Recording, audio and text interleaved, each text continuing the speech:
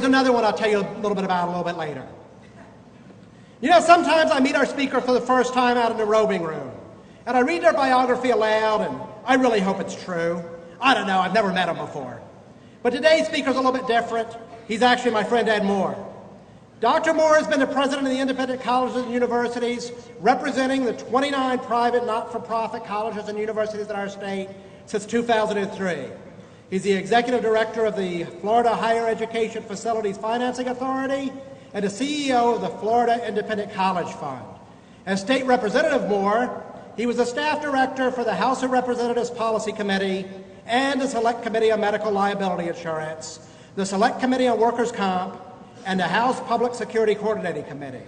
He was a House Point Staff Person for Disaster Preparedness, Continuing Operations Planning, and Continuity of Government Planning. He began his professional career working for the Florida House of Representatives as a legislative assistant and committee staff analyst, after which he worked for the Comptroller of Florida, executive director of the Broward County Community Mental Health Board, ran his own consulting firm for over 2 decades, and served as president and CEO of the James Madison Institute, a policy research organization. Dr. Moore has his PhD in public administration and policy. It's from Florida State, for those of you who want to applaud your alma mater. You're amongst friends. He's a prolific writer and speaker. I probably just could have said this and you got the gist of it. Ed's a Fulbright Scholar. He's an ex officio member of the Florida Council of 100, a member of the Florida Higher Education Coordinating Council, and he served as the co-chair of Associated Industries of Florida Higher Education Council. He's on the board of directors of the Capital Tiger Bay Club, and he represented higher education well as a member of Governor Scott's transition team. In addition to his monthly talk show, he's been a guest of multiple radio and television shows, such as the Nightly Business Report with Lou Dobbs, CNN, Issues with Helen Ferrer, the Florida Roundtable, the usual suspects, and a whole bunch of regional broadcasts. A special interest to those of you from Florida, each year, ending at 3 a.m. this morning, we fight a fight for FRAG, the state grant without whom many of our students sitting here today would not be here. In the war for FRAG, Ed is a commander-in-chief. So if the state of Florida contributed anything to your tuition, the person to thank, the man who battled on your behalf for every dime you got, he's sitting right here to my right, Ed Moore.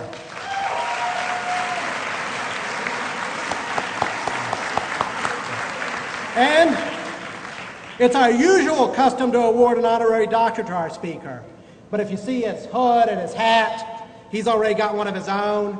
So instead of that this year, we'll read a letter from the governor, which says, Dr. Moore, congratulations on being honored as a speaker at Weber International's 2011 graduation ceremony. Your visionary leadership, unremitting effort, and singular dedication to Florida students is laudable. Your work as president of the Independent Colleges and Universities of Florida is a significant contribution to the viability of higher education in Florida. One of my highest priorities is to make our state's educational system a world-class model for learning and to provide our young people with the knowledge they need to lead successful and productive lives. Thank you for your efforts towards this goal, and as well as being instrumental in building a stronger workforce for Florida. Thank you for contributing to the richness of our great state. Sincerely, Rick Scott. Dr. Moore, the podium is yours after a small gift.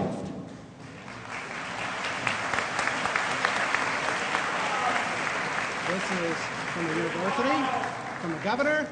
Ladies and gentlemen, Dr. Ed Moore. Thank you.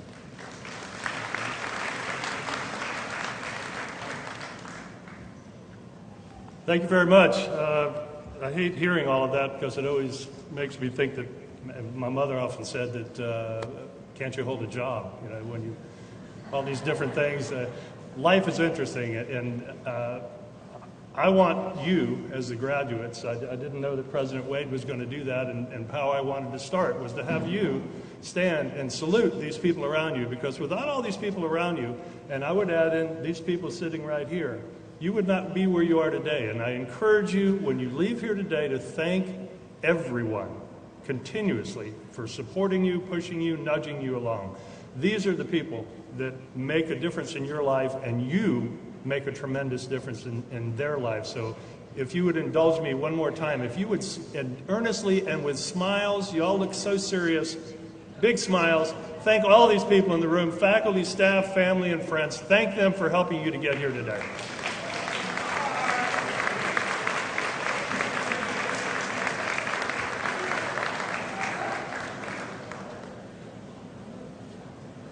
Thank you. You know, Abraham Lincoln once said, always bear in mind that your own resolution to succeed is more important than any other one thing. The drive that you have, the ambition that you have, the reasons, not just one reason, the multiple reasons that cause you to be here today is the inner fire, the inner ambition that you have. We're often our own best driver. But more often, it's the others around us who provide the fuel that we need to make progress in life. We can always use the assistance of others, but it's also our duty to offer our hand, your hand, offering to others, to achieve as well, to do what you've done today. Someone once said you can stand tall without standing on someone. You can be a victor without having victims. Part of your challenge when you leave here today is to help move our country to a more virtuous plane. We have always been a caring nation. However, all too often we fail to reflect our words and the quality of our deeds. Your charge is to keep moving towards that virtuous level of progress. So for a minute, indulge me, I have a tremendous interest in history, so let me go back a little in time, way back in time. Pericles was an Athenian statesman. In about 425 BC, he wrote about many of the critical virtues which are required to cultivate and advance society. Our founders built upon these ideas, along with those with Locke and Montesquieu and others, to craft the beginnings of our nation. Among those virtues cited by Pericles were having a non-self-conscious moral courage, a strong sense of patriotism, a willingness to assume responsibility without first calculating the potential for risk, cultivating an intellectual self-reliance, an independence of judgment, and most importantly, maintaining a lifelong sense of wonder. That's quite an impressive list, especially since it was written about 2,500 years before Facebook. You've got to go back pretty long in time. And we still know it. It's not captured on the internet. It was written. Lord knows how they kept it and crafted it and were able to preserve that over time. But the words transcend time. How many of us embrace those notions cited by Pericles in our daily lives? And how many of us take the steps needed to embody these virtues through our actions and our deeds? Today, just like then, and throughout the known history of society, we face problems requiring us to have an increased capacity for understanding and an uncommon sense of virtue.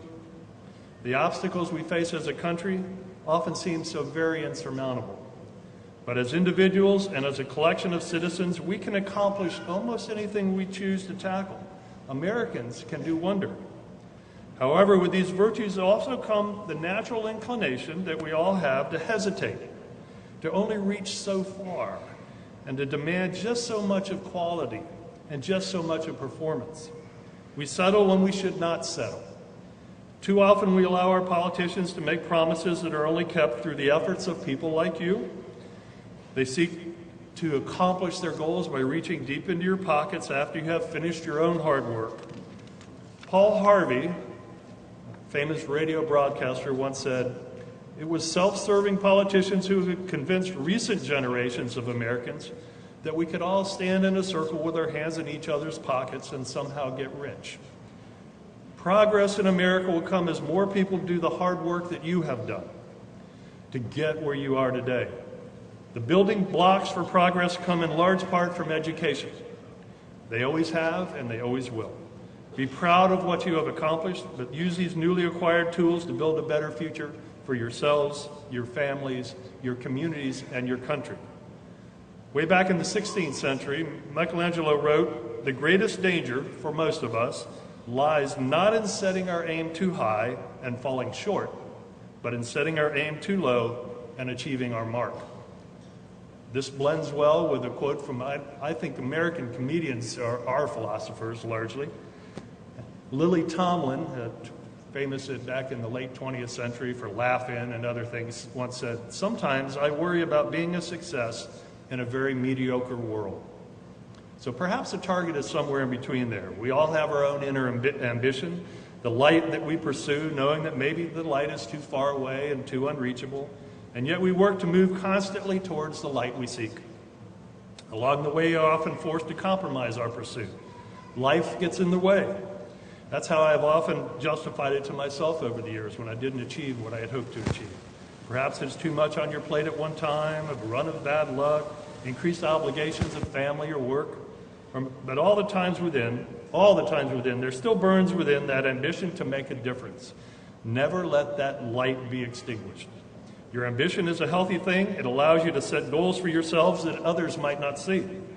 After all, a man's reach should exceed his grasp for what's a heaven for. Unfettered ambition can also be the weight that holds you back, however, creating obstacles that would not exist for you if you had better managed and controlled your own ambition.